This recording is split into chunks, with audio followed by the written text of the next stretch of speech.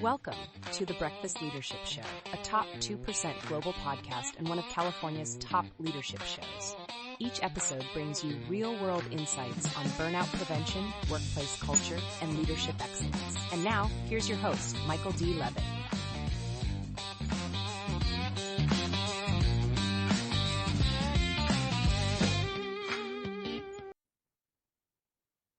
Welcome back. I've got Megan Bennett on the line. Megan, how are you? Doing great. Thanks so much for having me on. Thank you for being here. You do some amazing work in the PR space. So why don't you share a little bit about you and then we'll jump into the conversation. Yeah, so I have been doing public relations for 23 and a half years. I have a PR firm. It's a boutique agency, and we specialize in everything from consumer wellness, beauty, grooming, health, lifestyle to experts, wellness experts, doctors, technology. We do it all as long as you have a story. And if you don't have a story, that's our job, which is to help you tell the story, to spin it, to get meaningful placements that really count. It's important in this world of noise. That's a good way to put it. Everyone puts everything out on social media expecting someone to see it. And it may be the best content ever, but if the algorithms aren't working in your favor today, unfortunately, not a lot of people will see it.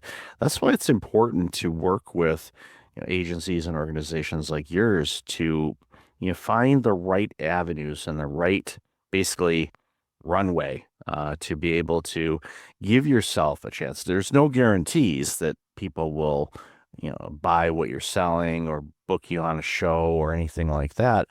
But quite frankly, it's a lot better to go that route than it is just to kind of spray and pray that people are going to see you, because you can have the greatest content, like I said, ever. And unfortunately, people aren't going to see it just because of the algorithms that are running across all of the platforms. Yeah, true.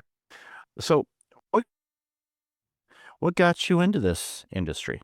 What was something that you wanted to do? When I was in college, I took some business classes. I was actually a theater major, and I thought, oh, I want to be an actor. And I was really into it. And then I actually got a reality punch in the face when I realized I'm not very good at this, but what I am good at is going out there, pitching myself, not worrying what people think, and just having that blase, I don't care type of attitude. And so when I was like a junior, after my junior year in college, I went to LA and did a couple internships. And one of them was with a PR firm. And I really was interested. It was a celebrity PR firm. So I didn't love the celebrity hook, but I loved like the whole idea of building something or somebody's reputation. So after I graduated from college, I moved out to LA. I had one job for 6 months that I didn't like. And then I interviewed to work for my mentor who started Light Years Ahead, my PR firm, and the rest is history. She interviewed me and I've been doing it for over 23 years now. I love it. I love working with products. I love working with people. I love building reputations. And, that's the nice thing about public relations is it's different than advertising or social media, because with advertising and social media, you're paying for that content. But with PR, we're pitching the media and the movers and shakers to test your product and cover it only if they like it in a third party editorial. So it's biased, but it's based on their real opinions rather than the fact that somebody paid them to review it. And that's why PR can be so much more powerful than advertising and social media, because you might pay $10,000 for one ad and get nothing. And you might pay $10,000 for, a month, somebody's monthly retainer for PR and get, 10 different PR placements that are really authentic, that help to move the meter and build the brand awareness. So that's the value. Oh, definitely. And, I've seen it, and work with a lot of, awesome people like yourself that have given me some amazing guests on the over 900 episodes of this thing, which I'm still flabbergasted. I'm like, how in the world have I got up that high? And I'm going to be hitting that 1K mark probably early in 26. And I'm thinking, okay, now what do I do with that? And I'm like, I know, I'll quit. No, I'm kidding. I'm not planning on doing that anytime soon, but who knows? Maybe there's a Powerball option for me. Who knows? We'll see. But again, it helps you too, because what I find in working with, people like yourself is it helps kind of scale back things? Because as somebody that wants to cause an impact or, have their product or service be viewed by many so they can, sell whatever they're creating, a lot of times we are too close to the product. And when we're asked, okay, well, what do you do? That's that 30-second, elevator pitch. And we're kind of freeze and we go, I don't know. Where I think, having someone like yourself help kind of flush all of that out, scale back the layers to get to the point where our attention spans are getting shorter and shorter. And we know that media places get beyond a bazillion pitches. So how do you stand out? And how do you stand out is your uniqueness. And what makes you unique in this world where quote unquote everybody kind of looks the same? How do you stand out in that? So what are some of the things you help people with when it comes to that? Because I'm sure you get, a lot of your clients they may not be in the same industry, but they might have some things that are similar. Yeah. I would say, I mean, the main thing is when we start with a brand or a product, I mean, sometimes I'll go after a brand and say, I need to do your PR. I think it's the most genius messaging I've ever seen. I know exactly how to pitch this and I'll work with them and I'll get great press. Other times we'll meet with a brand and this can just be an example of, it'll say, oh, we're a skincare company. Okay, great. So what is your unique selling proposition? Um, there's CBD in the brand. Okay. Well, was it developed by, a doctor? Was it developed by a dermatologist? Nope. We just decided to create this brand because there's CBD. So like sometimes we get brands like that where it's like there isn't really a story. So we have to delve deeper and get into why did you start this in the beginning? Did something happen to you that made you want to start this brand where you needed the healing? And so like that's just an example, but it's like digging deeper to find the story of how the brand was developed because sometimes it's a product that it's a supplement or it's a vitamin or whatever and, it's like you got to dig deeper to find out what makes that supplement so exciting because there's a million supplements on the market. So, does this one have some crazy ingredients? Does it have clinical studies? So we dig deeper to find that. And if there isn't anything, we find a way to spin it regardless to try to give it a hook. And most of the time it works. Once in a while, we're like, okay, we've been trying this for 3 months. Unfortunately, we can't get very many bites because of X, Y, and Z. But, our job is to really like synthesize it so that when we're pitching it, the media reads the hook within 2 sentences of the first paragraph. And that's, they're not going to read Winds of War or anything long. Or like a long press release where it's just the press release. Like the media gets really mad if you just send a press release. They're like, okay, why didn't you just put this over the wire? Or, so we always send pitches. And if we have to send a release, it goes like underneath the pitch. So they don't even have to read it if they don't want to, because press releases can be kind of boring. They just can't, Yeah, they're So, pretty generic. yeah. They interview. This is what we're doing. This is when it's available. Any questions? Call Megan. Here's the contact information. And they're standard, and that's great. But when people are getting pitched all the time, you have to stand out, and that's where the opportunity is there to again. Everybody's story is unique. There is a uniqueness from it. And I love how you said you got to dig a little deeper for some people. And sometimes you look at somebody and go, whoa, okay, yeah, are you from this planet? This is a little weird. It's like, and not weird in a good way. So weird sells, weird. One of those things where people go, oh, okay, we want to cover that. And then, of course, you see it, run on news stations. And, that's one of the things like with television media, the syndication of things. Because when I travel and all that stuff, I'll see something that's on one of the news stations local. And I'm like, wait a minute, I know that reporter. They're actually based out of this city, but they're running that feed here on this story. So it's, you have no idea if it's going to, be permeated across the country, even though you may have said, I'm going to focus on Nashville, and you do the Nashville thing, but it's a story that, all the other agencies or branches of that particular network go, that's a good one. We want to run this. So That's a dream. When stuff syndicates, it's a dream for a publicist. Like even when we started with this one brand, and this was back in 2005, and they'd never had any PR, and we immediately got them like a writer. It was a toothbrush company. in like an Oklahoma market, and it syndicated to like 100 different stations. And they were like, how did you do this? This has been, incredible, insane. I'm like, it's just kind of magic. It sometimes these things get picked up, and it's just that is awesome when that happens.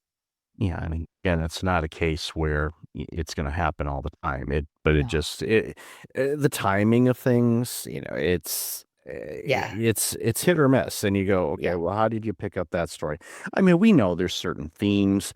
At the time of this recording, we're approaching the holiday season, so there's certain theme stories and things like that. So you might have if you've got something that is holiday based, there's a chance it may get picked up by other Yeah. syndicates, but there's no guarantee on that. So it's one of those, wow, it actually went further beyond than that. Because if you Hmm. if you want to do it that way, well, there's ways to do it, but it's again that turns into paid advertising and things like Yeah. that, which is a Like a little, ground media tour or a satellite media tour. And yeah, I mean, yeah, people do that sometimes too, but yeah, yeah, that's well, yeah. paid. Yeah, well, yeah, well, you see it too. Like whenever there's like new movie releases or things like that, you see the road show, and you see them in a room, and you see different reporters going in that fly in from wherever, just to kind of do that. Yeah. Or in the Zoom days during the pandemic, everybody was in their own respective places, and it seems to have returned back to normal somewhat.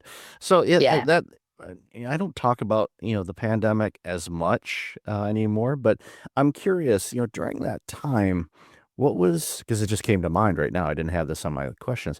What was it like to be in PR during that time? What were some of the nuances that you had to navigate around?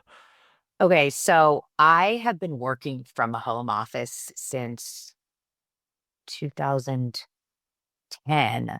So my business partner and I were always doing stuff virtually since then. We were always doing conference calls with our clients, but it wasn't video. It was more just conference calls because, people were at work then and they didn't need to see your face. So after this happened, we had a lot more conference calls, but we were just really our business, the model of our business did not change at all because we already worked from home. We were already virtual. We did have to change our pricing. We had to reduce it a lot because of COVID and give special deals and do like special 3 to 6 month campaigns where we did lower our fee because at that time people still wanted PR. And it was interesting because a lot of the consumer products companies, even though, the economy was bad, they still wanted to do PR because people were buying consumer products and wellness products because they were at home. So we got a lot of business. We didn't end up making much more because we had to reduce the fee so much, but we stayed alive. And now we're doing really well. And we had a ton of clients, but it was almost like double the clients for the same amount of money. But we did it and we survived. And that was just our business model rather than like continuing to keep the higher fees. And we're not super high priced anyways. But that was what we did because we're like, we still want to help these people during this time. And if we get enough business, that will keep us, going. And it did. It's good you were able to absorb that, and obviously, doubled up the work. But and again, a lot of people think, well, you were home. Well, like you just said, you've been home. So Yeah. you've literally, for most people that were working remotely, there's, I deal with workplace culture and all kinds of different things. So I know the dynamics and the argument of working remotely versus in person, and they're not working, they're watching Netflix. And I get those dynamics. I understand it. The stats say otherwise, but I get why people think that.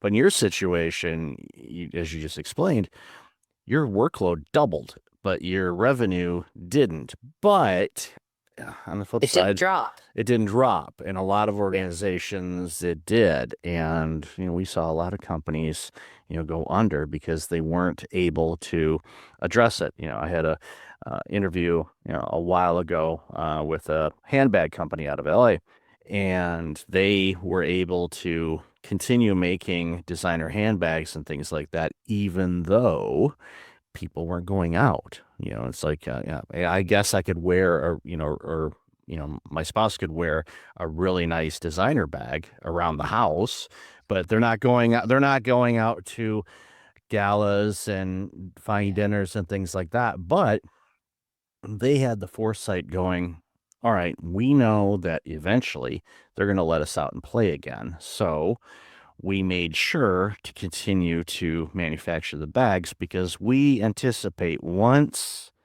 we can go out, there is going to be a humongous surge in this. And they were right, and they were prepared where their competition did not do that. So people like, I want a new designer bag. I want the 2023 edition, not the 2019 edition. And they had it, and the others did not. So, they had that. And I don't know if Tony did a lot of PR. I'd have to go back in history and look and see, or I could just call him and say, did you do any PR around that? Because he should have, but I think just word of mouth helped a lot. But again, when it comes to getting the message out, the normal day-to-day things that your company does, there's stories there. And it's one of those things where as we get more and more into AI and more into this virtual kind of world that we tend to operate in, that real connection is becoming more and more important. I think that's, why your work is so critically important to help companies with that. So I'd love to hear your thoughts on that.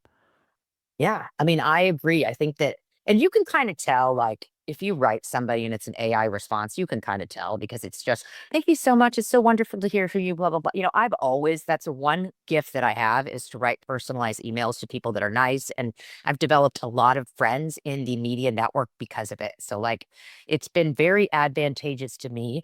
However, I feel like AI, I know everybody's scared to death of it and afraid of it, but sometimes I will use it to help me find contacts. Like, yes, we subscribe to different databases to help us find media contacts, but like if we have a new client that is in a category that I'm not super familiar with, I might go on to ChatGPT and say, hey, could you give me a list of the top, magazine that you would target in this category, just so I make sure that all my like I's are dotted and my T's are crossed.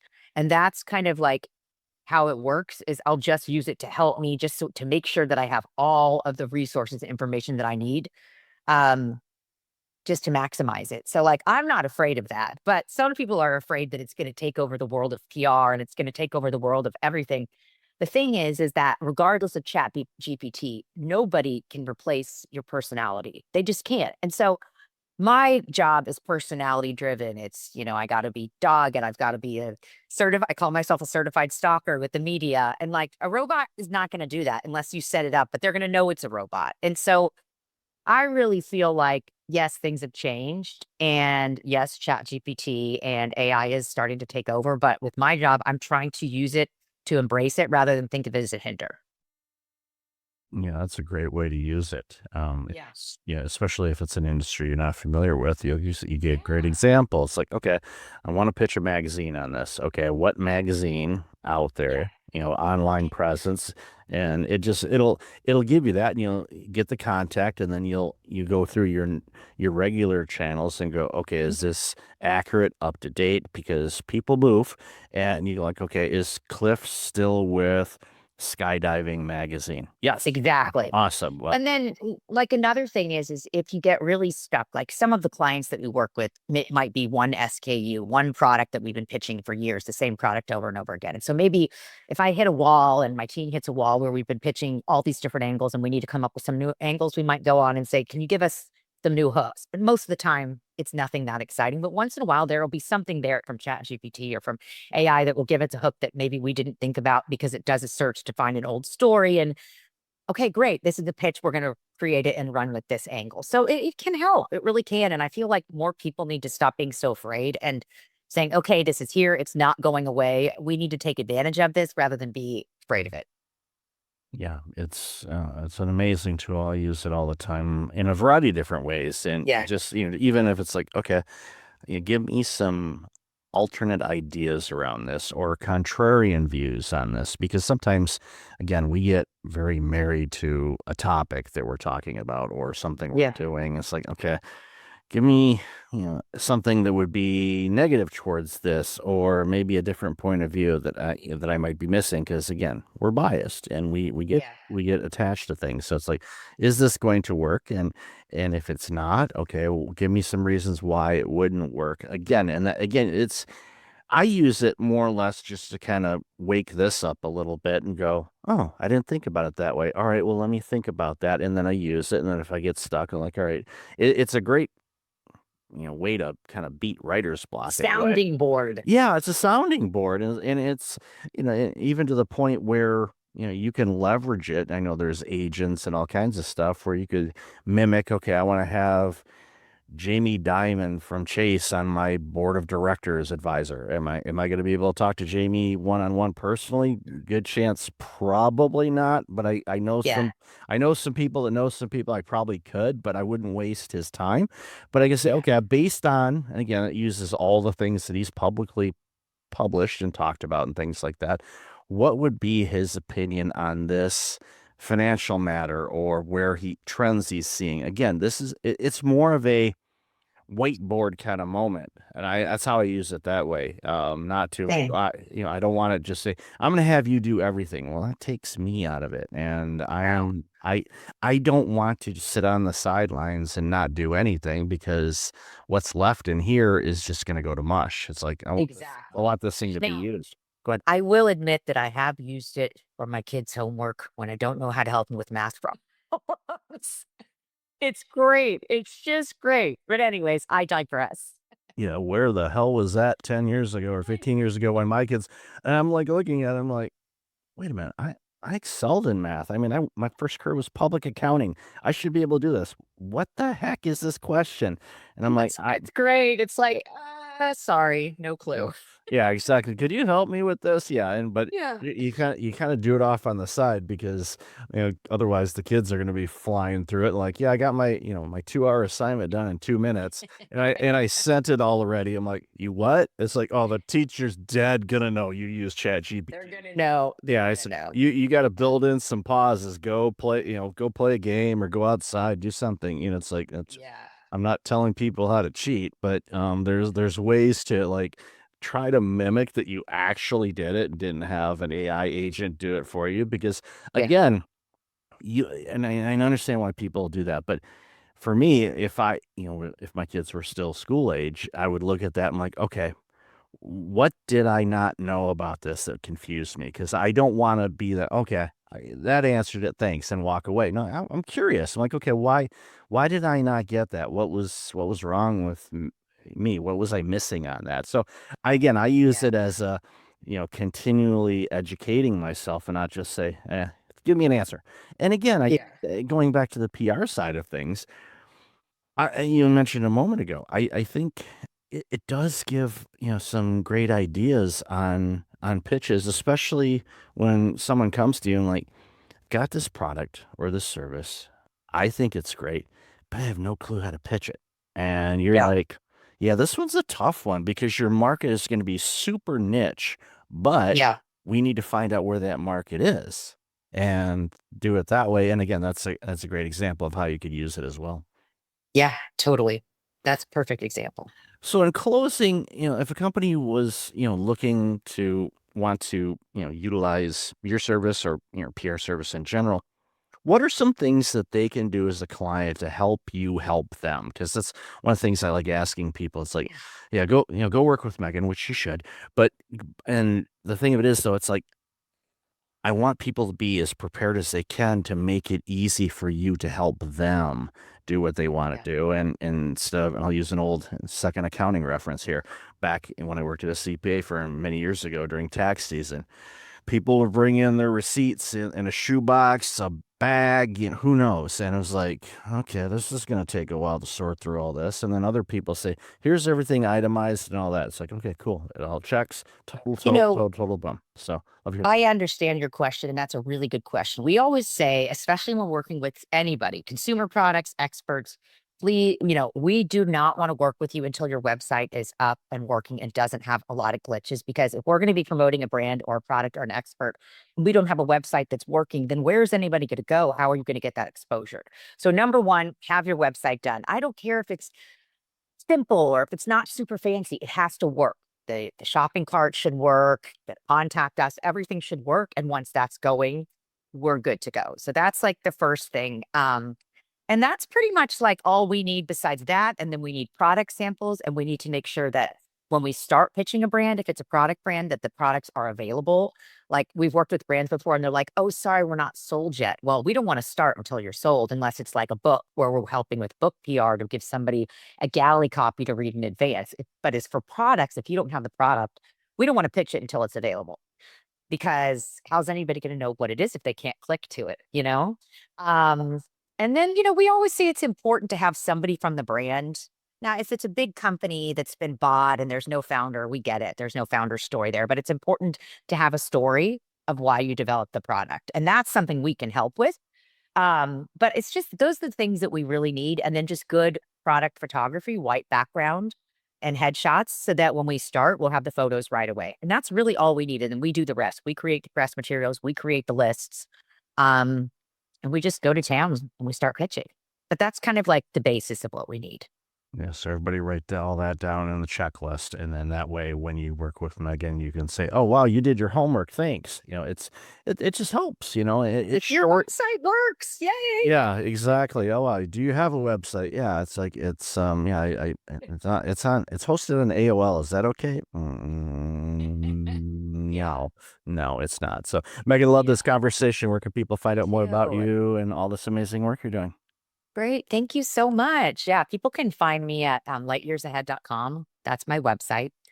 And you can also just email me at Megan, Megan, at lightyearsahead.com. And I'm happy to talk or think of different ideas or just listen to whatever product you're developing. Awesome. And I'll definitely have that in show notes. So, Megan, thank you for being you, and I love this conversation. Thanks again for being on the show. Thanks. Thanks for listening to the Breakfast Leadership Show.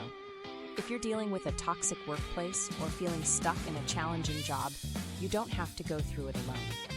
Join our Dealing with Toxic Workplace community today at community.breakfastleadership.com and learn practical ways to protect your peace, rebuild confidence, and lead with strength. See you inside the community.